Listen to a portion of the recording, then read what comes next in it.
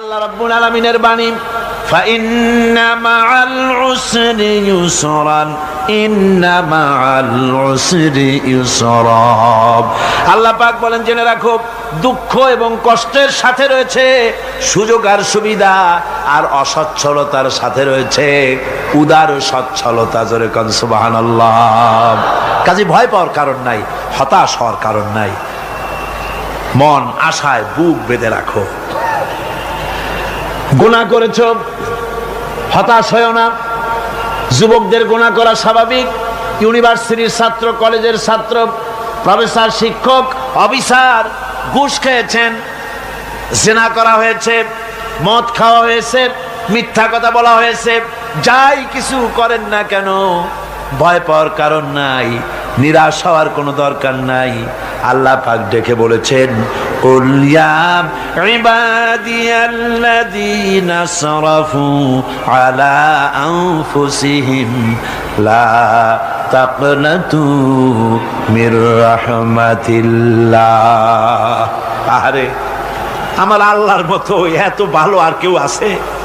এত দরদ আর কারো আছে? আমার আল্লাহ বলেন, ও নবী আপনি শোনায় দেন, হে আল্লাহর বান্দারা, তোমরা যারা নিজেদের উপরে বাড়াবাড়ি করেছো, নিজেদের উপরে জুলুম করেছো, অত্যাচার করেছো, আমি আল্লাহর রহমত থেকে নিরাশ হয়ে যেও না। মানুষ যদি অপরাধ করে, বাপের সাথে অপরাধ করেছে, মায়ের সাথে অপরাধ করেছে, মা বাবা সন্তানের চাইতে এত বড় কল্যাণকামী তো আর কেউ নাই, কিন্তু মা বাবা কোনোদিন বলে না আয় আমার ছেলে তোরে মাফ করে দেই, এরকম বলে নাকি? মন চায় ছেলে যদি মাপ চাইতো, খুশি হয়ে মাফ করে দিতাম, কিন্তু কেন যে আসে না, ডাকে না যে আয় মাফ করে দেই।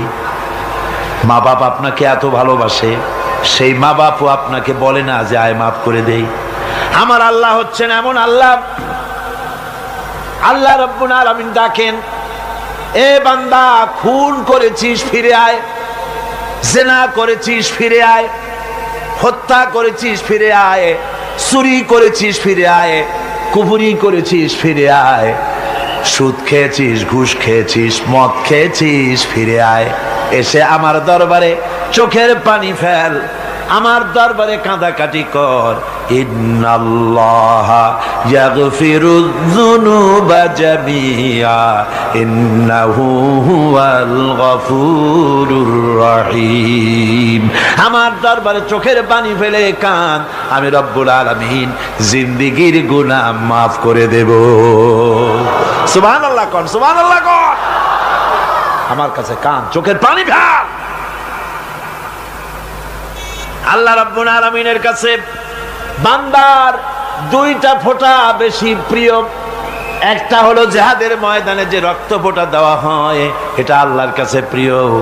আর আল্লাহর ভয়তে গুনার জন্য লজ্জা করে, অনুশোচনা করে বান্দা যখন চোখের পানি ছেড়ে দেয়, আল্লাহর কাছে এটা অত্যন্ত প্রিয়। নবীজি বলেছেন, বান্দা যখন গুনার ভয়তে, আল্লাহর ভয়তে, জাহান্নামের ভয়তে অনুশোচনা করে যখন চোখ দিয়া পানি ছেড়ে দেয়, ওই চোখের পানি নাকের অর্ধেক আসতে না আসতে আল্লাহ রাব্বুল আলামিন বান্দারে মাফ করে দেন। আল্লাহ বরদাস্ত করতে পারেন না যে বান্দা কান্দু। আমার ভাইরা, আল্লাহ রহমত এই পৃথিবীতে, আল্লাহ রহমতকে 100 ভাগ করা হয়েছে। আল্লাহ রহমতের কত ভাগ? এই 100 ভাগের 1 ভাগ সারা পৃথিবীতে ছড়াই দেওয়া হয়েছে। আর 99 ভাগ কার কাছে? আল্লাহর কাছে। 1টা ভাগ দুনিয়া ছড়ানো হয়েছে আদম আলাইহিস সালাম থেকে নিয়ে এই পর্যন্ত, এখান থেকে নিয়ে কিয়ামত পর্যন্ত পৃথিবীতে যত মানুষ আসবে, যত প্রাণী আসবে, তাদের মধ্যে প্রাণী জগতেও গাবি তার বাছুরকে ভালোবাসে ঠিক কিনা, হাতি তার বাচ্চাকে ভালোবাসে ঠিক কিনা, মুরগি তার বাচ্চাকে ভালোবাসে কিনা, প্রত্যেক মাই তার সন্তানকে ভালোবাসে মানুষের মতো। এই ভালোবাসা, স্নেহ, এই মমতা, এই করুণা, এই মহব্বত 1টা ভাগ দুনিয়ায় দেওয়ার পর আপনি আর আমি যতটুকুন ভাগে পেয়েছি সেই মহব্বতে, স্ত্রীর মহব্বতে অস্থির, মায়ের মহব্বতে অস্থির, সন্তানের মহব্বতে অস্থির। এখন চিন্তা করেন, একটা ভাগ সারা পৃথিবীতে বিতরণ করার পর যেটুক পেয়েছি তাতে যদি এত মহব্বত হয়, তাহলে এর 99 ভাগ মহব্বত যে আল্লাহর কাছে জমা আছে, এই বান্দার জন্য তার কত মহব্বত, এই বান্দার জন্য কত করুণা তার, কত মহব্বত তার, কত দয়া তার। এজন্য আল্লাহ রাব্বুল আলামিন বলেছেন, নাব্বি ইবাদি আন্নি আনাল গফুরুর রহিম।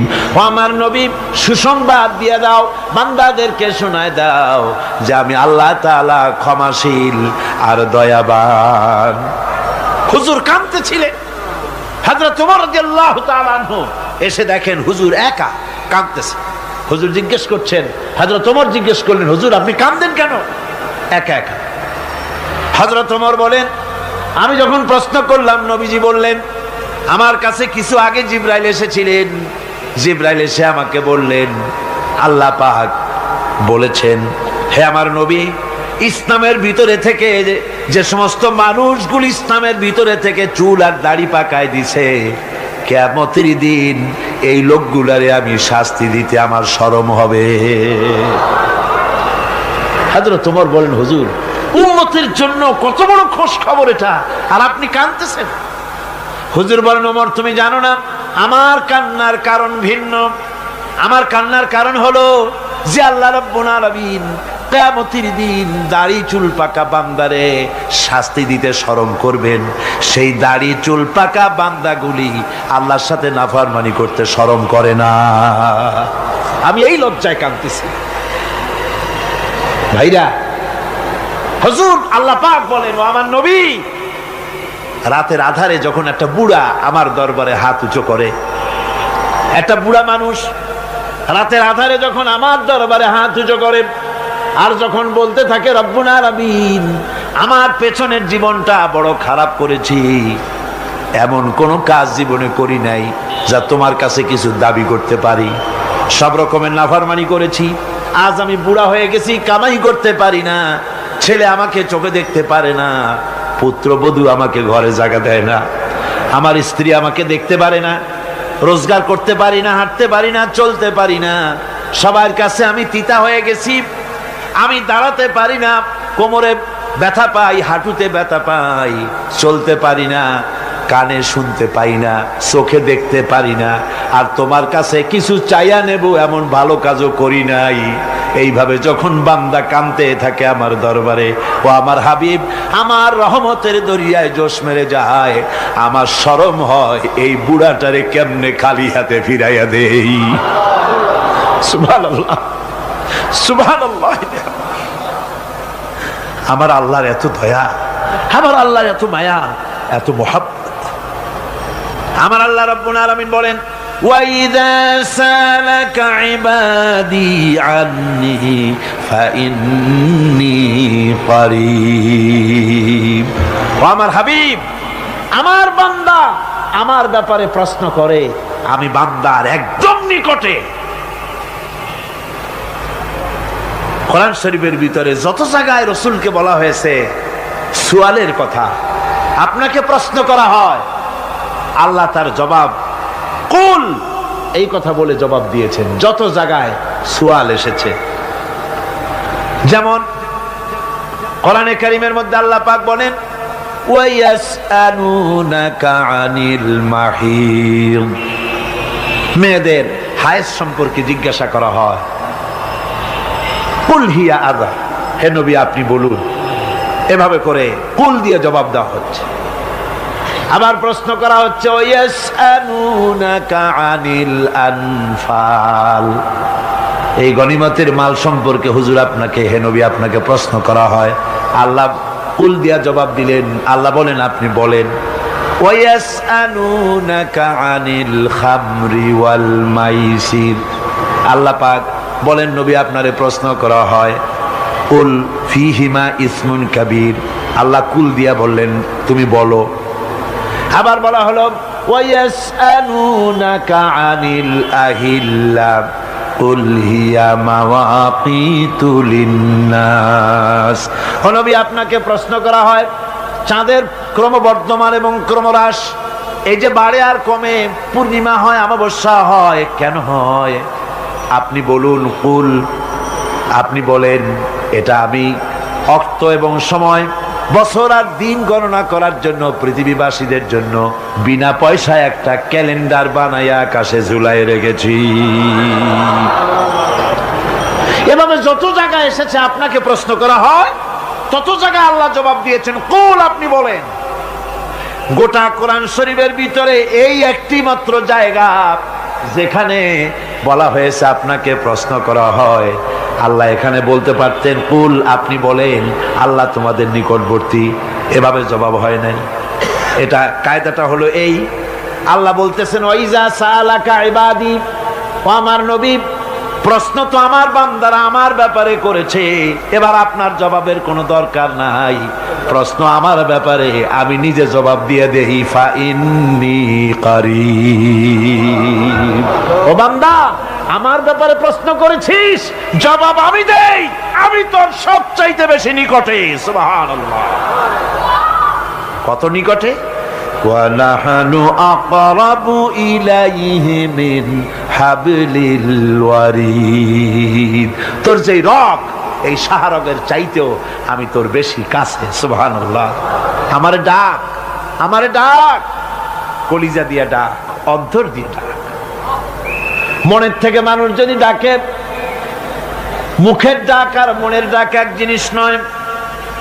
দিল সে जो बात निकलती है असर रखती है पर नहीं मगर ताकते परवाज रखती है। দিল থেকে যে কথা বেরোয় তা প্রভাব বিস্তার করে, ডানা নাই কিন্তু ওড়ার ক্ষমতা রাখে। মনের কথাই ভিন্ন। মন থেকে, দিল থেকে, কলিজা থেকে, অন্তরের গভীর কন্দর থেকে মুহাব্বতের সাথে কেউ যদি একবার বলে আল্লাহ, বলেন আল্লাহ, আল্লাহ, আল্লাহ। আল্লাহ রাব্বুল আলামিন বলেন, অন্তরের অন্তঃস্থল থেকে একটি বার যদি বান্দা বলেন আল্লাহ, আল্লাহ বলেন 70 বার সাড়া দিয়া জিজ্ঞেস করি, বান্দা কি চাও, আমি তোমার কাছে আসি। সুবহানাল্লাহ, আমি তোর একদম কাছে, কি চাস বল, বল আমার কাছে। এমন দয়াবান, এমন মেহেরবান, এমন আল্লাহ আমাদের। সে আল্লাহ রাব্বুল আলামিন, তিনি বলছেন وقال ربكم ادعوني استجب لكم। তোমাদের রব বলেছেন আমারে ডাকো, আমি আল্লাহ ডাকের সাড়া দিয়া দেব। সুবহানাল্লাহ। কারে ডাকতে হবে? কারে ডাকতে হবে? এই বিশাল জনসমুদ্র একযোগে চিল্লা এখন কারে ডাকতে হবে? কোন পীর সাহেবকে নয়, আল্লাহর কসম কোন খাজা বাবাকে নয়, ডাকতে হবে কারে? চিল্লা এখন কারে? ওয়াকালা রাব্বুকুম উদউনি, তোমার রব তোমাকে বলতেছে আমারে ডাকো, আস্তাজিব লাকুম, আমারে ডাকবে আমি সাড়া দিয়ে দেব। সুবহানাল্লাহ। আল্লাহকে ডাকেন, কি চাই আপনার বলেন, কি চাই? আল্লাহর কাছে চান, আল্লাহ দিয়ে দিবেন। যাওয়ার জায়গা আল্লাহর কাছে চাইবেন, আল্লাহ দিবেন। দেওয়ার জায়গা, চাওয়ার জায়গা হলো সেজদায় পড়ে যাবেন। আমার ভাইয়েরা, জায়গাটা চিনায় দিলাম। মাজারে যাওয়া লাগবে না, কবরে যাওয়া লাগবে না। 2 রাকাত নামাজ পড়ে সেজদায় পড়ে গিয়া যত বিপদ আছে, মুসিবত আছে, সেজদার মধ্যে চোখের পানি ছেড়ে দেন আর কেন্দে কেন্দে জীবনের কথা বলেন। আল্লাহ রাব্বুল আলামিন আপনার আওয়াজ শুনবেন আর দোয়া কবুল করে নিবেন। কামতে হবে আল্লাহর কাছে। কার কাছে? আল্লাহর কাছে। সুম্মা ইস্তাগফিরুল্লাহ, আর এরপরে সে যদি আমি আল্লাহর কাছে ক্ষমা চাই, ইয়াজিদিল্লাহ গফুরার রহিমা, সে আমি আল্লাহকে গফুর এবং রহিম হিসাবে পাবে। সুবহানাল্লাহ। আল্লাহকে গফুর এবং রহিম হিসাবে পাওয়া যাবে। সব আল্লাহকে বলতে হবে, গুনাহ মাফ চাইতে হবে। এই জন্য হুজুর সাল্লাল্লাহু আলাইহি ওয়াসাল্লাম দৈনিক 100 বার তওবা পড়তেন। কোন হাদিসে আছে 70 বার, কোন হাদিসে আছে 100 বার তওবা পড়তেন। নামাজের পরে তো প্রত্যেক নামাজেই পড়তেন হুজুর, সালাম ফিরাতেন আর সাথে সাথে বলতেন আল্লাহু আকবার, আস্তাগফিরুল্লাহ, আস্তাগফিরুল্লাহ, আস্তাগফিরুল্লাহ। মনে থাকবে আপনাদের? মনে থাকবে? সালাম ফিরাইয়া কি বলবেন? না, সালাম ফিরাবার সাথে সাথে বলবেন আল্লাহু আকবার, তারপরে পড়বেন আস্তাগফিরুল্লাহ, আস্তাগফিরুল্লাহ, আস্তাগফিরুল্লাহ। তওবা পড়বেন, আল্লাহর কাছে সবসময় গুনাহ মাফ চাইতে থাকবেন, বিনীত থাকবেন। আল্লাহকে পাওয়া যাবে, তাকে রহিম হিসেবে পাওয়া যাবে। সুতরাং ঈমান বিল্লাহ, আল্লাহর প্রতি ঈমান আনলে পরে চতুর্থ নম্বরের যে উপকারটা হবে সেটা হলো হতাশায় ভুগবে না, নিরাশায় ভুগবে না, আশায় বুক বেঁধে উঠবে, ঈমান মজবুত হবে, আল্লাহর কাছে মানুষ বিনয়ী হয়ে যাবে। এবার পঞ্চম নম্বরের উপকার আমি বলছিলাম, ঈমান বিল্লাহ, আল্লাহর প্রতি ঈমান আনলে পরে অসংখ্য উপকার হয়, অসংখ্য বৈশিষ্ট্য আছে। এর 6টা উপকারের কথা আমি বলবো। কয়টা? অসংখ্য উপকারের ভিতরে প্রধান 6টি উপকারের কথা বলবো। এর বললাম কয়টা? 4টে বলছি। এবার বলো পঞ্চম উপকারের কথা। আল্লাহর প্রতি আপনি পূর্ব পশ্চিমে কতবার মুখ ঘোরালেন, এটাই কিন্তু আপনার আসল সৎ কাজ নয়। আসল সৎ কাজ হলো আল্লাহর প্রতি ঈমান আনা। এই ঈমানের ব্যাপারে 3টা দিন আমরা পার করে দিলাম, এখনো কথা শেষ হয় নাই। আল্লাহর প্রতি ঈমান আনলে পরে যে উপকারটা হবে পঞ্চম নম্বরে, সেটা হলো কঠোর এবং কঠিন বিপদের ভিতরে বান্দার ভিতরে অবিচলতা এবং ধৈর্যের সৃষ্টি হয়ে যাবে। আলহামদুলিল্লাহ। কঠিন বিপদ মুসিবত আসলে পরে সে অবিচল থাকবে। সারা দুনিয়ার বিপদ আপদ, শত্রুতা, দুঃখ, কষ্ট, মুসিবত, জুলুম, নির্যাতন সবকিছু পাহাড়ের মতো উঁচু হয়ে তাকে ঘিরে ফেলবে, কিন্তু তাকে এক চুলও নাড়াতে পারবে না। আলহামদুলিল্লাহ। সারা পৃথিবী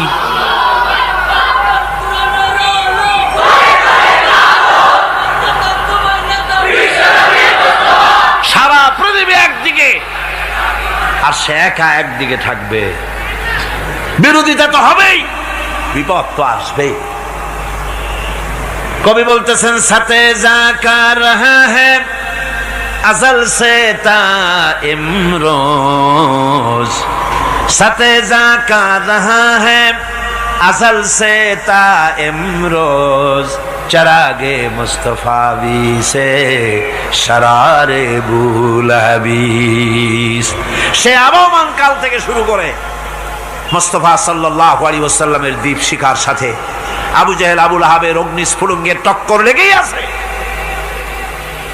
রাসূলুল্লাহর আল্লাহর দেওয়া এই বিধান, এই দ্বীনের বাতিটা টিম টিম করে জ্বলেছে।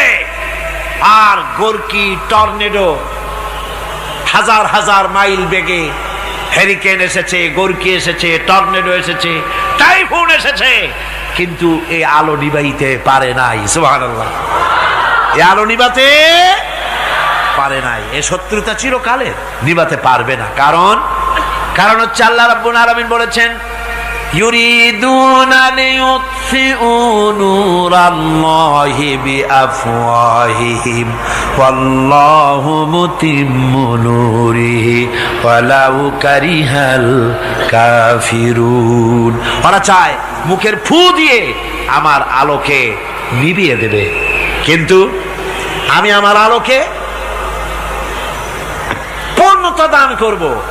তাতে কাফের বেঈমানদের কলজায় যত জ্বালা যন্ত্রণা হোক, আমার দিন কেউ মিটাই দিতে পারবে না। সুবহানাল্লাহ। সুতরাং বিপদে অবিচলতা আসবে, সে অটল হবে, মজবুত হবে।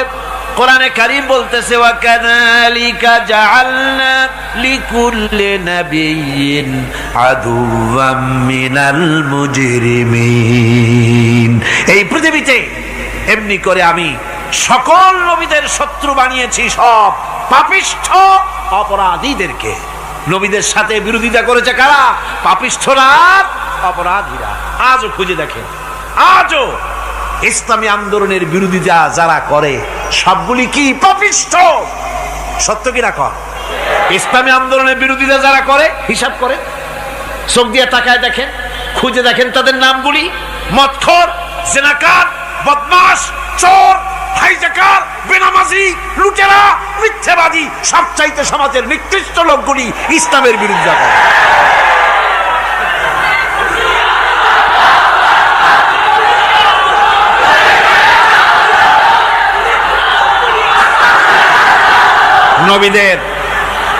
নবীদের শত্রু আল্লাহ বলেন সব যুগে নবীদের সাথে শত্রুতা করেছে পাপিষ্ঠরা। আল্লাহর কথা, কার কথা? সকল যুগে নবীদের সাথে শত্রুতা করেছে পাপিষ্ঠরা, নিকৃষ্ট ধরনের অপরাধীরা। সুতরাং নবী রাসূলদের অবস্থা যখন এই, তখন দ্বীনের দাওয়াত যারাই দেবে তাদের কিসমত এরকম হবেই। এই বাধার মোকাবেলা তাদেরও করতে হবে। এই যে বাধাটা আসে, এই যে মারে, অপরাধ কি? এই যে তারা চোর বা ডাকাত যাদের মারা হয়।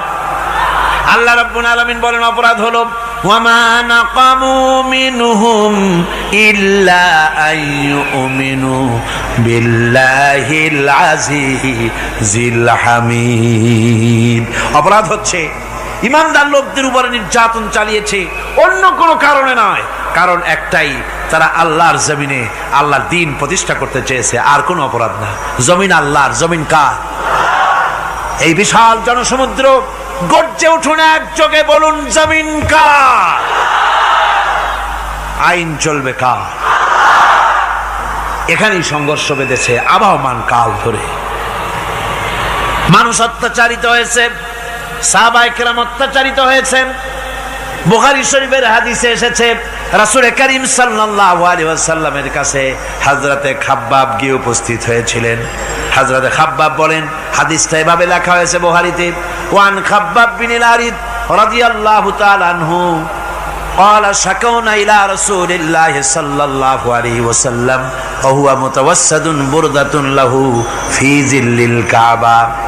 রাসূলুল্লাহর কাছে গেলাম, কাবা শরীফের কাছে গিয়ে দেখি নবীজি একটা চাদর গায়ে দিয়ে তিনি আরাম ফরমাচ্ছিলেন কাবা শরীফের ছায়ায়। সেখানে গিয়ে বললাম, আলা তাস্তানসিরু লানা আলা তাদউ লানা ইয়া রাসূলুল্লাহ, হে আল্লাহর রাসূল, আপনি কি আমাদের জন্য আল্লাহর কাছে দোয়া চাইবেন না? আপনি কি আল্লাহর কাছে আমাদের জন্য সাহায্য চাইবেন না? আমাদের লোকগুলিকে, মুসলমানগুলিকে মারতে মারতে তো শেষ করে ফেলে দিল। তারা আমাদের সুমাইয়াকে মারলো, আমাদের খাব্বাবকে উটের সাথে পায়ের দড়ি লাগায় টানলো, আমাদের খোবায়েবকে তারা আগুনের উপরে চিৎ করে শোয়ায় রাখলো, না খায় রাখতেছে, মারতেছে, কষ্টে তো শেষ হয়ে গেলাম। হুজুর, আপনি কি আমাদের জন্য দোয়া করবেন না? হাদিস শরীফে এসেছে নবীজি উঠে বসলেন সোজা হয়ে। নবীজি বলেন, ও আমার সাহাবী, ও খাব্বাব, শোনো, তোমাদের আগে এই পৃথিবীতে যারা দ্বীনের দাওয়াত দিতে এসেছিলেন তাদেরকে সমকালীন রাষ্ট্রশক্তি, সমাজ শক্তি তাদেরকে ধরতো। ফায়ু খাজুর রাজুলো, তাদেরকে তারা ধরতো। ফায়ুহফারু লাহু ফিল আরদ, আর তার জন্য জমিনের ভিতরে কবর বানাইতো। ওই কবর ফায়ু জালু ফিহা, ওই কবরের ভিতরে তাকে কোমর পর্যন্ত গেড়ে দিত। সুম্মা ইউতা বিল মানসার, এরপরে করাত আনতো। ফায়ুদাউ আলা রাসিহি, এরপরে ওই করাত তার মাথার উপরে রাখতো। ফায়ুজালু নিসফাইন, এরপরে করাত দিয়া চিরে জীবিত মানুষটারে দ্বিখণ্ডিত করে ফেলে দিত। মা ইয়াসুদ্দুহু যালিকা আন দীনিহি। ও আমার খাব্বাব, এত কষ্ট দেওয়ার পরেও সেই যুগের কোন মুসলমানকে, দ্বীনের দায়ীদেরকে আল্লাহর দ্বীন থেকে এক চুলো তারা সরাই দিতে পারে নাই, এক চুলো সরাতে পারে নাই। ওয়াল্লাহি, ও খাব্বাব, আমি আমার আল্লাহর নামে কসম করে বলছি, লা ইউতাম্মান্নাল্লাহু হাযাল আমরা হাত্তা ইয়াসিরার রাকিবু মিন সানা ইলা হাযরামাউত। আমি কসম করে বলি, আল্লাহ রাব্বুল আলামিনের এই সানা থেকে হাজারামাউত পর্যন্ত লোকেরা যাতায়াত করবে, সুন্দরী রমণীরা গমন করবে, সদাগরেরা যাতায়াত করবে, টাকা নিয়া পয়সা নিয়া যাতায়াত করবে। তাদের মনের মধ্যে লুটের ভয়, টাকার ভয়, চুরির ভয়, ডাকাতির ভয়, জেনার ভয়, হত্যার ভয়, ধর্ষণের ভয়, কোনো ভয় থাকবে না। লা ইয়াখাফু ইল্লাল্লাহ, আল্লাহ ছাড়া কোনো ভয় থাকবে না। এমন একটা সমাজ, এমন একটা সময় আসবে। ওয়ালাকিন্নাকুম তাস্তাজিলুন, অথচ খুব তাড়াহুড়ো তোমরা করতেছো। তাড়াহুড়ো করো না, সময় আসবে ইনশাআল্লাহ। আমার ভাইয়েরা, আমার বন্ধুগণ, কঠিন বিপদে অবিচলতা এবং ধৈর্যের দৃষ্টান্ত রেখে গেছেন আম্বিয়া আলাইহিমুস সালাম। সুবহানাল্লাহ। কঠিন বিপদে অবিচলতা, দৃঢ়তা, ধৈর্য কারে বলে, তার দৃষ্টান্ত কারা রেখেছেন? আম্বিয়া আলাইহিমুস সালাম। ওনারাই আমাদের আদর্শ, নবীরাই আদর্শ। সাহাবায়ে কেরাম রিদওয়ানুল্লাহ তাআলা আলাইহিম আজমাইন আমাদের আদর্শ। ভাইরা আমার, মুসা আলাইহিস সালামকে ফেরাউন যখন ঘিরে ফেলে দিল, কোরআনের সব কথা গল্প গুজবার ইতিহাসের জন্য লেখা হয় নাই। কোরআনের মধ্যে যা লেখা হয়েছে সব বান্দাদের উপদেশের জন্য, যাতে করে লোকেরা চিরটা কাল এর থেকে উপদেশ নিয়ে নিজেদের তৈরি করতে পারে। জোরে বলেন সুবহানাল্লাহ। মুসা আলাইহিস সালামের কথা আল্লাহ বলেন, ফেরাউন তাকে ঘিরে ফেলে দিল, পালাবার রাস্তা নাই। ফালাম্মা ترى الجمعان قال أصحاب موسى إنا لمدركون। মুসা আলাইহিস সালামের উম্মতেরা বললেন, হে মুসা, পাকড়াও হয়ে গেছি, পালাবার রাস্তা নাই। তিন দিক থেকে আমাদেরকে ঘেরাও করেছে ফেরাউনের শক্তি। সামনে কি? দরিয়া, আর তিন দিকে কি? ঘেরাও আন্দোলন। পালাবার পথ নাই, পালাবার পথ নাই। সারাশি আক্রমণ, ঘেরাও আন্দোলন। এই যে ঘেরাও টেরাও তো আজকে নতুন নাই, ঘেরাও আসছে অনেক আগের থেকে। আসলে কথা বুঝতে পেরেছি। মাইক না থাকলে আমি কি করবো কন? আজকে এরকম হচ্ছে কেন? আগামীকাল ঠিক হবে ইনশাআল্লাহ, রাগ করেন না। গান হচ্ছে, বসেন বসেন। শয়তান ঢুকছে মাইকের মধ্যে। অনেক সময় হয় কি, মাইকের হাই পাওয়ারের যে মেশিন আছে, এর ভিতরে ইথার থেকে রেডিওর ওই গানগুলি ওর মধ্যে ঢুকে পড়ে। কথা বুঝতে পেরেছেন? এই জন্য শয়তান তো আর বসে থাকে না, ওরও তো কিছু করার আছে। ধৈর্য ধরেন, ধৈর্য ধরেন। কালকে অপারেটরদেরকে মাওলানা শামসুদ্দিন সাহেবের কাছে অনুরোধ করব, অপারেটর একটু ভালো করে হেদায়েত করে দেবেন। মাইকে আজকে আমার নিজেরও কষ্ট হচ্ছে, আমিও বুঝতে পারছি না যে আমার কথাগুলি কি আওয়াজে বেরোচ্ছে, যার জন্য আমাকে বেশি চিল্লাইতে হচ্ছে। বক্তাকে কি লাউডে তার কথা বেরোচ্ছে তা তার কানে আসতে হয়, তাহলে বোঝা যায় যে আমার কথাগুলি কিভাবে বেরোচ্ছে। এটা এই অবস্থায় সিচুয়েশন আজকে নাই, এবং লোকেরাও মাইকের ব্যাপারে আজকে অভিযোগ করেছে, যা বিগত 16 বছরে করে নাই। সেটের ব্যাপারে কোথাও কোনো অসুবিধা হয়েছে? মাইকটা ভালো, এবং মাইক যারা দেন প্রতি বছর খেদমত করে, আল্লাহ তাদের প্রতি রহম করুন। সবাই বলেন আমিন। এদেরকে রাগ করে পথে পাই আবার মারধর করেন না। সিলেটের যে তাফসির মাহফিল হয়, বিগত 19 বছর তাফসির করেছি একটানা, এবার 20 বছর পুরো হবে ইনশাআল্লাহ। সিলেটে একটানা 20 বছর তাফসির করতেছি সেখানে। তো মাইক, যে একটা লোক বিনা পয়সায় মাইক দেয়, মাইকের ভাড়া সে নেয় না। তাফসিরে মাহফিলের মাইকের ভাড়া নেয় না। যে বছর এরশাদ সরকার আমাকে প্লেন থেকে নামতে দিল না, আপনাদের মনে আছে? সিলেট থেকে ফিরাই দিল। এই খবরটা মাইকম্যান যখন শুনেছে যে আমাকে নামতে দেয় নাই, ফিরাই দেওয়া হয়েছে, সাথে সাথে স্ট্রোক করেছে, হার্ট ফেল করে দুনিয়া থেকে বিদায় হয়ে গিয়েছে। সিলেটে তাফসির হতে পারবে না, এই কথা সে বরদাস্ত করতে পারে না। আমি কেঁদেছি আর দোয়া করেছি, আল্লাহ, কোরআনের মহব্বতে লোকটার এই অবস্থা হলো, তোমার জান্নাত তুমি দয়া করে তাকে দান করে দিও। কাজে কোনো ব্যবসায়ী চায় না যে তার ব্যবসাটা খারাপ হোক, লোকেরা মন্দ বলুক। এ মাইকের ব্যাপারে আপনারা আজকে রাগারাগ করেন না, যা হয়েছে কালকে ভালো হবে ইনশাআল্লাহ। সবাই বলেন ইনশাআল্লাহ। এখন চলেন আমরা ফেরাউনের অবস্থা দেখি গিয়া কি করতেছে ফেরাউন। মুসা আলাইহিস সালামকে ঘেরাও করে ফেলেছে, পালাবার উপায় নাই। একদিকে দরিয়া, তিন দিকে ফেরাউনের শক্তি। এই যে ঘেরাও টেরাও মানে নতুন তো না, ধর্মঘট নতুন না, পুরানা জিনিস। এই পৃথিবীতে সর্বপ্রথম ধর্মঘট কিসের উপরে হয়েছে জানেন? এই পৃথিবীর প্রথম ধর্মঘট হয়েছে পেঁয়াজ, রসুন আর ডাইলের উপরে, মুসা আলাইহিস সালামের জামানায়। লান নাসবিরা আলা তুআমিন ওয়াহিদ, আমরা এক রকমের খাদ্য আর খাবো না, আমাদের পেঁয়াজ দেওয়া লাগবে, ডাল দেওয়া লাগবে, রসুন দেওয়া লাগবে। সর্বপ্রথম ধর্মঘট হয় মুসা আলাইহিস সালামের জামানায়, সেখান থেকে শুরু হয়েছে। কিন্তু মশাল মিছিল যে আসলো কই থেকে, এইটা আমি খুঁজে পাইনি।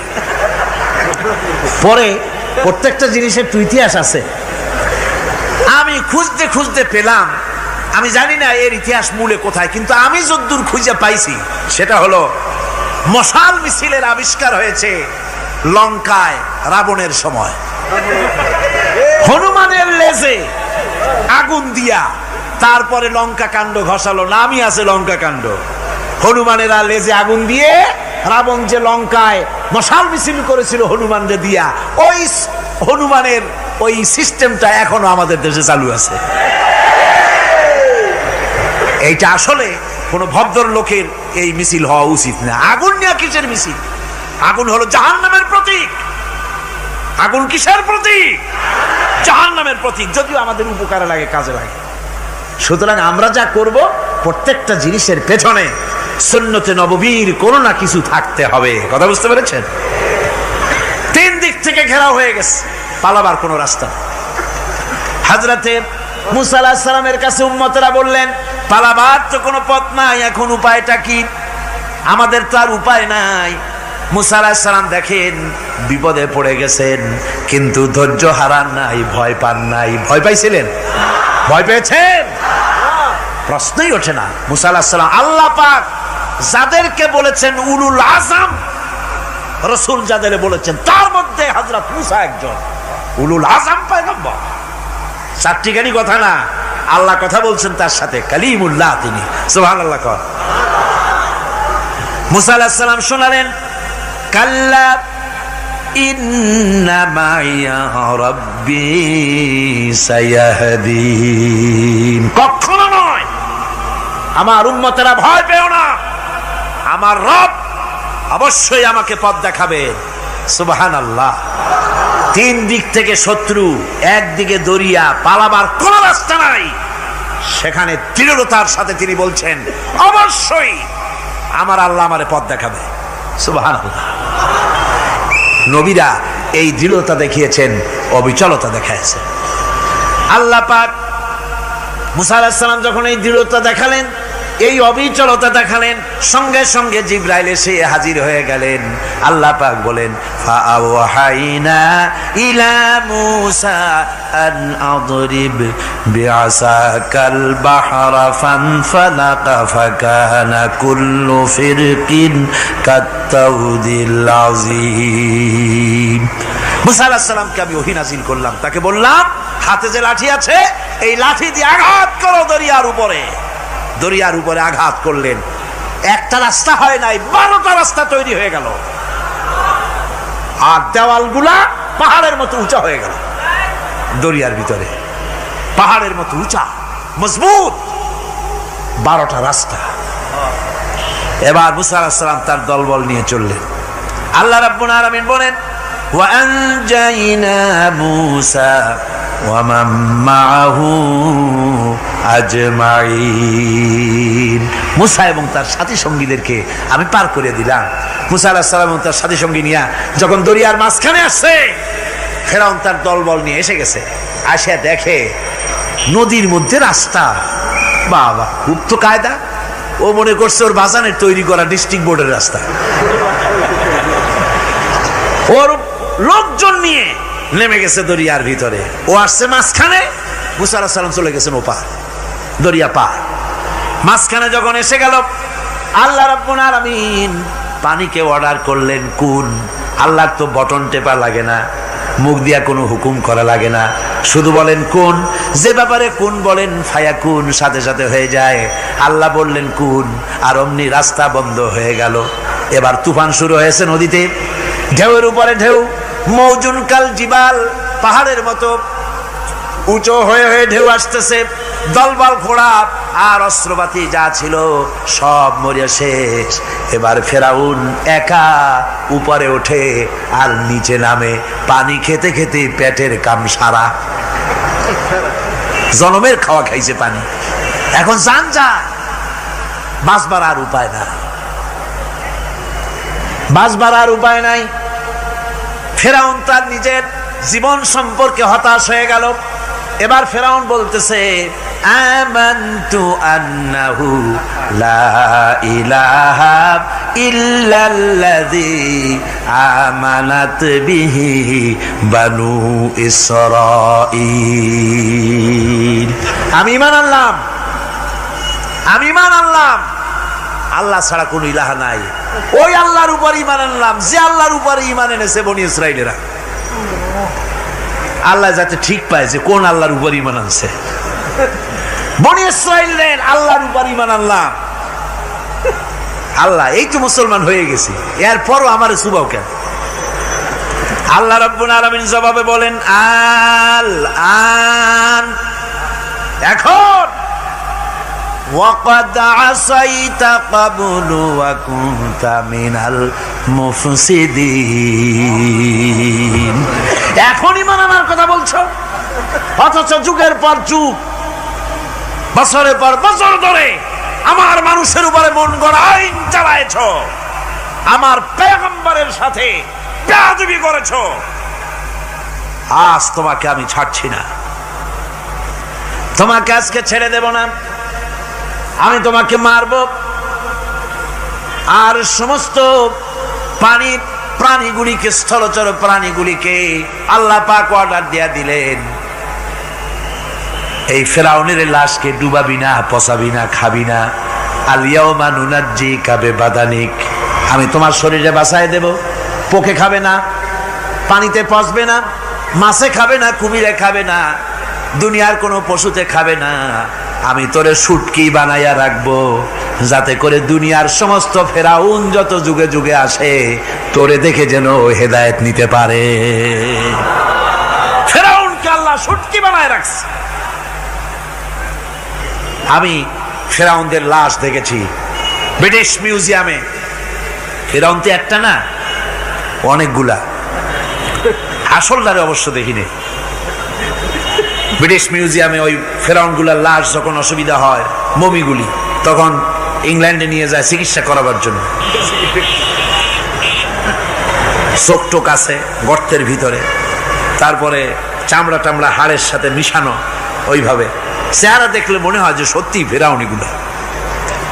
আর ব্রিটিশের কাম মিশর থেকে না আনছে এমন কোনো জিনিস নাই। আমি সেখানে এক বক্তৃতা বলছিলাম, আপনারা এদের এখন সভ্য, এদের এখন ভদ্র, এরা হলো ইন্টারন্যাশনাল চোর। ওরা সারা দুনিয়া চুরি করেছে। লন্ডনে বক্তৃতা করেছি, সারাটা দুনিয়া চুরি করছে, আমাদের দেশকে শোষণ করেছে। এই বিশাল ভূভাগকে শোষণ করে ইংল্যান্ডের দ্বীপটাকে তারা সাজাইছে। তারা ময়ূর সিংহাসনের, শাহজাহানের ময়ূর সিংহাসনের ময়ূরের বাম চোখে কোহিনূর মণি লাগাইছিলেন। শাহজাহান ময়ূরের ডান চোখে কোহিনূর মণি লাগায় নাই। কোহিনূর মণির অনেক দাম, আমি দেখে এসেছি মণি। এখন সেটা কুইন এলিজাবেথের মুকুটে শোভা পাচ্ছে। সেই মণি এমনি বলে প্রবাদে ৭ রাজার ধন এক মাণিক্য, বলেন এরকম, অনেক দাম। শাহজাহান দেখালেন, আমি মুসলমান, আমার কাছে এটার দাম নাই, এই জন্য ময়ূরের ডান চোখে লাগালাম না, বাম চোখে লাগাই দিলাম। এইটারে চুরি করছে। তারপরে মিশর থেকে, মিশরের মমি চুরি করেছে, জুতা চুরি করছে, ছাতি চুরি করছে, পিসা চুরি করেছে। আমি বললাম, এগুলা কি ভদ্রলোক নাকি? এরা জুতা চোর, পিসা চোর, লাঠি চোর, সব চুরি করেছে। যাই দেখেন ব্রিটিশ মিউজিয়ামের মধ্যে সব দুনিয়ার চুরি করা জিনিস নিয়ে তারা মানুষকে দেখাইয়া পয়সা উপার্জন করছে। টিপু সুলতানের তরবারিটা পর্যন্ত চুরি করেছে। আজ পর্যন্ত ব্রিটিশ মিউজিয়ামে টিপু সুলতানের তরবারিটা আছে, আমি তরবারিটা দেখে এসেছি। আমার বন্ধুগণ, বলতেছিলাম যে পৃথিবীতে আল্লাহ রাব্বুল আলামিন নবীরা তাদের চরিত্র দিয়ে বিপদের মোকাবেলা করে দুনিয়ার সামনে কঠিন বিপদের মোকাবেলা করে অবিচলতা, দৃঢ়তা দেখায় গেছেন যে কেমন করে এই পৃথিবীতে বিপদের সামনে মোকাবেলা করতে হয়। ধৈর্য ধরতে হবে, বিপদ আসবে পাহাড় সমান হয়ে, আপনাকে ধৈর্য ধারণ করতে হবে সেভাবে বুক বেঁধে।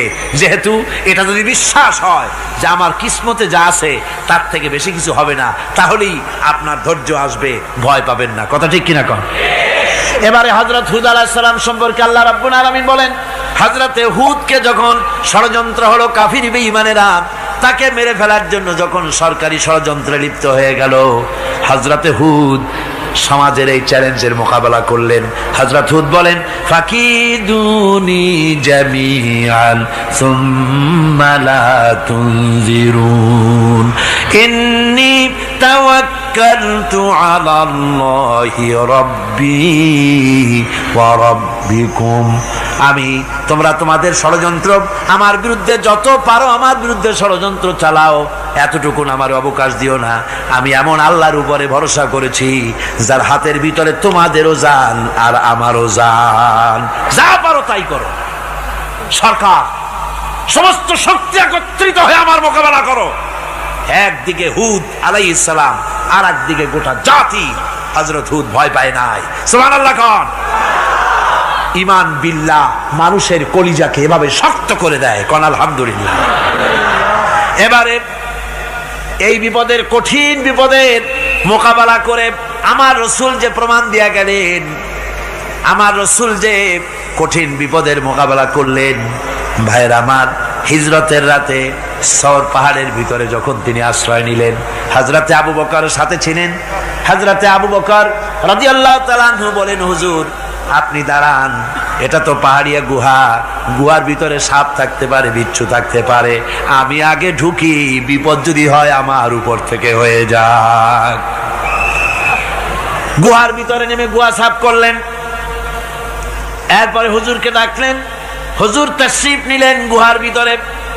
এরপরে হুজুর বললেন, আবু বকর পাহাড়ে হেঁটে হেঁটে 2-3টা পাহাড় পাড়ি দিয়া যাওয়া লাগে সৌর পাহাড়ে।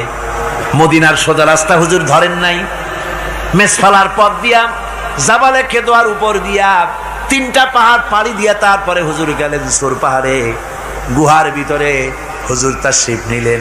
বললেন, আবু বকর তুমি বসো, তোমার উরুর উপরে মাথা রেখে আমি একটু আরাম করি। হযরতে আবু বকর বসলেন, হুজুর তার উরুর উপরে মাথা রেখে ঘুমায় গেলেন। আর এরপরে কাফির বেঈমানেরা তালাশ করতে করতে কাফেরেরা এসে গেল পায়ের চিহ্ন দেখে দেখে গর্তের কাছে। হযরত আবু বকর ভয়তে কেঁদে ফেললেন, আহারে আর তো উপায় নাই, এবার তো ধরা পড়ে গেছি, এবার নবীজিকে মেরে ফেলে দেবে। নবীর মহব্বতে, নিজের মহব্বতে নয়, নবীর মহব্বতে কাঁদতেছিলেন। হুজুর বলেন, হুজুরের ঘুম ভেঙে গেল। বলো আবু বকর কাঁদো কেন? ছেলের কথা, মেয়ের কথা, বিবির কথা, বাড়ির কথা মনে পড়লো নাকি? হযরত আবু বকর বলেন, ইয়া রাসূলুল্লাহ, আল্লাহর কসম করে বলি, যেদিন ঈমান এনেছি এই কলিজার ভিতরে মা বাপ, স্ত্রী, পুত্র, পরিজন, এমনকি আমার নিজের জীবনের চাইতে আপনারে বেশি ভালোবাসি। তা কাঁদো কেন? কাঁদো কেন? হযরত আবু বকর বলেন, হুজুর ধরা পড়ে গেছি, কাফেররা এসে গেছে গর্তের কাছে, তাকালি আমাদের দেখতে পাবে, আমরা তো মাইনরিটি, ওরা তো মেজরিটি, আমরা তো ধরি মারি ফেলাই দেবে, আপনাকে মেরে ফেলে দেবে, এই জন্য কাঁদি। আল্লাহ রাব্বুল আলামিন, হুজুর তখন কি দৃঢ়তা, কি অবিচলতা, কি ধৈর্যের পাহাড় সম মনোবৃত্তি তখন দেখালেন। আল্লাহ কোরআন শরীফে চিরকাল যাতে মানুষেরা হেদায়েত নিতে পারে সেজন্য হুজুরের কথা উঠায় দিলেন কোরআনে। আল্লাহ পাক বলেন, ইযহুমা ফিল গার ইয ইয়াকুলু লিসাহিবিহি লা তাহজান ইন্নাল্লাহা মা'ানা। ও বন্ধু, ভয় পেও না, আল্লাহ আমাদের সাথে আছেন। সুবহানাল্লাহ। আল্লাহ আমাদের সাথে আছেন। আমরা মাইনরিটি নই, আমরাই মেজরিটি। আল্লাহ আছে আমার সাথে, ভয় পাওয়ার কোনো কারণ নাই। সুবহানাল্লাহ। আল্লাহ পাক বলেন, فأنزل الله سكينته عليه وأيده بجنود لم تروها। আমি এদের অন্তরের ভিতরে আমি শান্তি নাজিল করে দিলাম, প্রশান্তি দিয়া দিলাম, আর আমি সাহায্য করলাম, আর এমন সব সৈন্য পাঠায় দিলাম যে সৈন্যগুলি তোমরা দেখতে পাও নাই। সুবহানাল্লাহ ওয়া বিহামদিহি। ভাইরা আমার, রাসূল করিম সাল্লাল্লাহু আলাইহি সাল্লাম এই বিপদের মাঝে, চরম বিপদের মাঝে অবিচলতা, দৃঢ়তা, কঠিন আত্মনির্ভরতা দেখিয়েছেন। এগুলি হলো ঈমানের পঞ্চম নম্বরের উপকারিতা। আল্লাহর প্রতি ঈমান আনলে এভাবে পাহাড় সম ঈমান মজবুত হয়ে যায়। জেলের পরোয়া করি না, ফাঁসির পরোয়া করি না, শহীদ হওয়ার পরোয়া করি না, মেরে ফেলে দেবে, উড়ায় দেবে, হত্যা করবে, পরোয়া করি না। পরোয়া করি কেবলমাত্র কাকে? জোরে বলেন কারে? এইরকম মুসলমান হাজার হাজার লাখ লাখ দরকার নাই, 313 জন যথেষ্ট। কয়জন যথেষ্ট? 313 জন যথেষ্ট। বদরে যারা জান দিয়ে মাল দিয়ে দ্বীনকে প্রতিষ্ঠিত করেছিলেন, এরকম 313 জনই যথেষ্ট ছিল। এই দৃঢ়তা, এই অবিচলতা, এই ঈমান, এই ধৈর্য শিক্ষা দেয়, এই উপকার করে ঈমান বিল্লাহ। আল্লাহর প্রতি ঈমান আনলে এভাবে পাহাড়ের মতো শক্ত হয়ে যায় কলিজা। কোন আলহামদুলিল্লাহ। আমার বন্ধুগণ, এবার আমি বলবো সর্বশেষ উপকারের কথাটা বলি, মোনাজাত ছেড়ে দেব। কয়টার কথা বলছিলাম? উপকার 6টা উপকারের কথা বলেছি।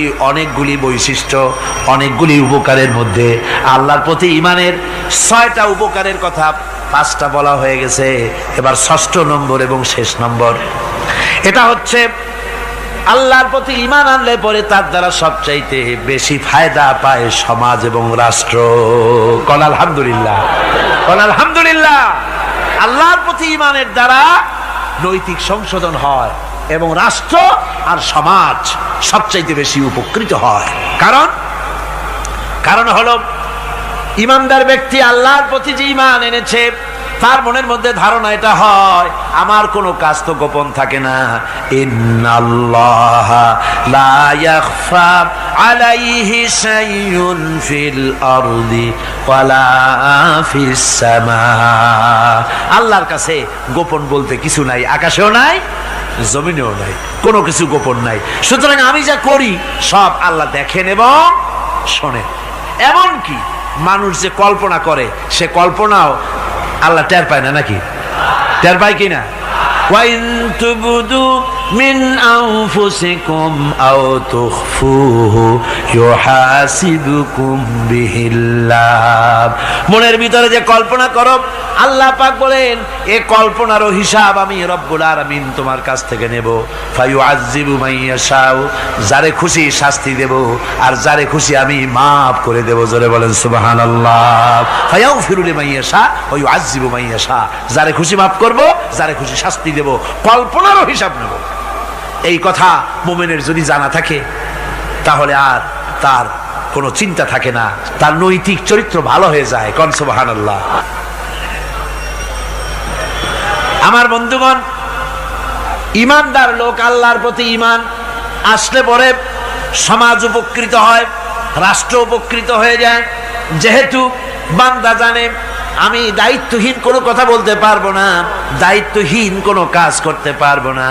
আল্লাহ পাক বলেছেন, মা ইয়ালফিযু মিন কাউলিন ইল্লা লাদাইহি রাকীবুন আতীদ। বান্দা এমন কোনো কথা বলে না যে কথা আমার ফেরেশতারা রেকর্ড করে না রাখে। কাজী মুমিন ব্যক্তি আল্লাহর ভয়তে দায়িত্বহীন কথা বলবে না। নির্বাচন আসতে পরে রাস্তা সোনা দিয়ে বান্ধায় দেব, এই করব সেই করব, না খাইয়া কেউ মরবেন না। আসে না নির্বাচনের সময় সারাগালি বদনারা মঞ্চে দাঁড়িয়ে কত বড় বক্তৃতা করে, ভাইয়ের আমার, বোনের আমার, এবার আমার বোতল মার্কা বাক্স,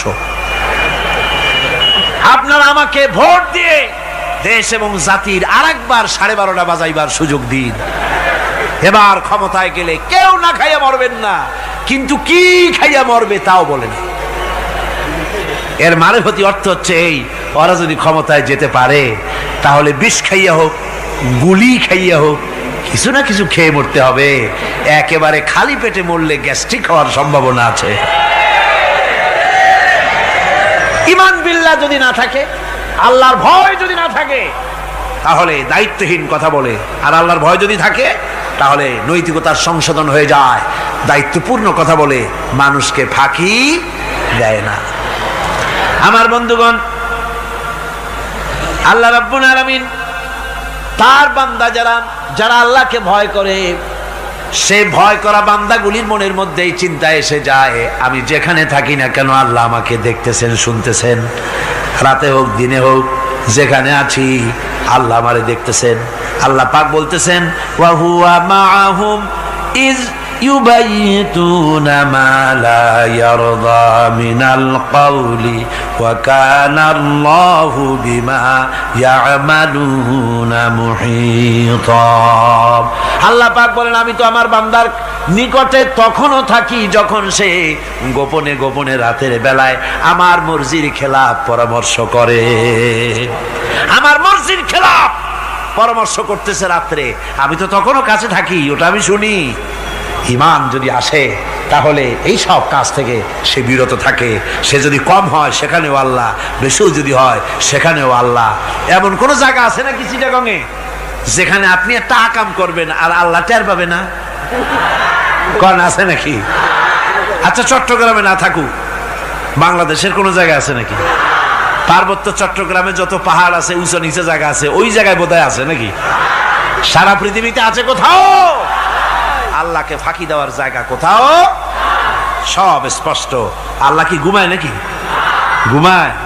তার কাছে দিনও যায়, রাতও তাই। সমানে তিনি দেখতে পান, শুনতে পান, সবকিছু দেখতে পান, সবকিছু শুনতে পান।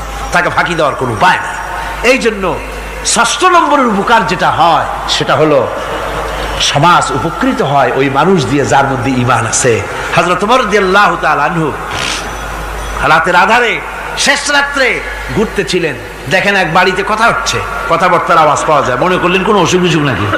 ঘরে গিয়ে কান পাচ্ছেন দেওয়ালের সাথে, শুনতে পাচ্ছেন ভিতরে বুড়ি মা তার মেয়েকে বলছে, এই মেয়ে ওঠ, উটের দুধ দোয়াই নিয়ে আসছি, এর মধ্যে পানি মিশা, তারপর সকালে বাজারে নিয়ে যা। মেয়ে বলছে, মা এই কামটা আমি পারবো না। কেন পারবি না? হযরত ওমর ফরমান জারি করেছেন, দুধে পানি মিশাতে নিষেধ করেছেন, কাজে এই কাজটা আমি পারবো না। আরে বেটি, আমিরুল মুমিনিন দেখ এখন কোথায় যায়, ঘুমায় আছে।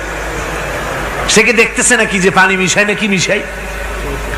মেয়ে বলতেছে, মা আমিরুল মুমিনিনকে ফাঁকি দেওয়া যেতে পারে, তার পুলিশ বাহিনীকে ফাঁকি দেওয়া যেতে পারে, কিন্তু আল্লাহ রাব্বুল আলামিনের চোখকে ফাঁকি দেওয়া যাবে না। হযরত ওমর এই কথা শুনে বাড়ি চলে গেলেন, আর নিজের ছেলেকে ডেকে বললেন, ছেলে আমার, অমুক জায়গায় একটা বাড়ি আছে, সেখানে একটা যুবতী মেয়ে আছে, ওই মেয়েটার বিয়ে হয়েছে কিনা শোনো, যদি বিবাহ না হয়ে থাকে তুমি তোমার নিজের বিয়ের প্রস্তাব দাও। আমিরুল মুমিনিন এই মেয়েটা সুন্দরী কেমন, স্বাস্থ্য কেমন, কিছুই দেখলেন না, দেখলেন তাকওয়া। কি দেখলেন? আল্লাহর ভয়। আল্লাহর ভয় যখন একটা জাতির মধ্যে আসে, পুলিশ লাগে না, পুলিশের কাজ কমে যায়।